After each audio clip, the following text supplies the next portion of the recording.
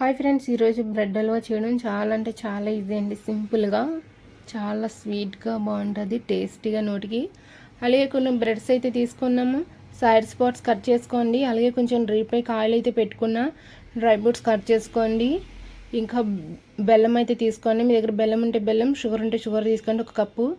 అలాగే కొన్ని కాసి పెట్టుకున్న పాలు, కొంచెం నెయ్యి, డ్రై ఫ్రూట్స్ కేగించడానికి నెయ్యి అయితే వేసుకున్న ఫ్రెండ్స్. నెయ్యి వేడయ్యాక డ్రై ఫ్రూట్స్ వేసుకొని గోల్డెన్ కలర్ వచ్చేంత వరకు వేయించుకోండి ఫ్రెండ్స్.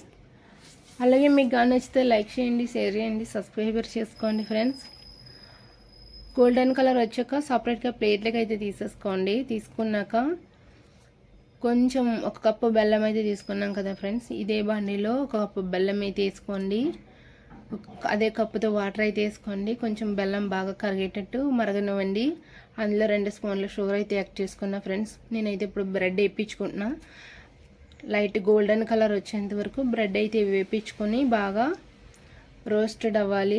కొంచెం దగ్గరుండి చూసుకోండి ఫ్రెండ్స్, తొందరగా మాడిపోతుంది ఆయిల్లో. మీరు కూడా తప్పకుండా ట్రై చేయండి, చాలా అంటే చాలా ఈజీ, చాలా టేస్టీగా ఉంటుంది. తప్పకుండా మీరు కూడా ట్రై చేయండి ఫ్రెండ్స్. కొంచెం గోల్డెన్ కలర్ వచ్చాక వేయించుకుని తీసేసుకున్న బ్రెడ్లు అయితే నేను ప్లేట్లో పెట్టుకున్నా. బ్రెడ్స్ అయితే నాకు రెడీ ఫ్రెండ్స్.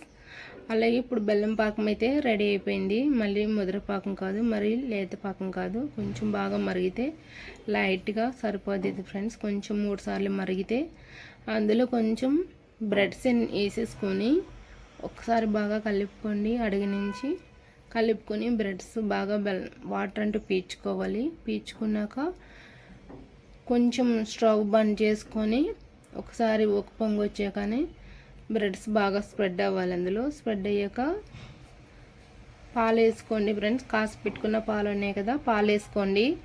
అలాగే ఫైనల్గా స్టవ్ కట్టేసాక పాలు వేసుకున్నాక ఇంకా డ్రై ఫ్రూట్స్ వేసేసుకోండి. డ్రై ఫ్రూట్స్ వేసుకొని పాలు వేసుకొని 1 నిమిషం పాటు మొత్తం బ్రెడ్ అన్ని పీల్చేస్తాయి ఫ్రెండ్స్. పాలు వేసుకొని డ్రై ఫ్రూట్స్ వేసుకొని ఫైనల్గా ఇలాచీ పొడి వేసుకోండి. Ready bread halwa.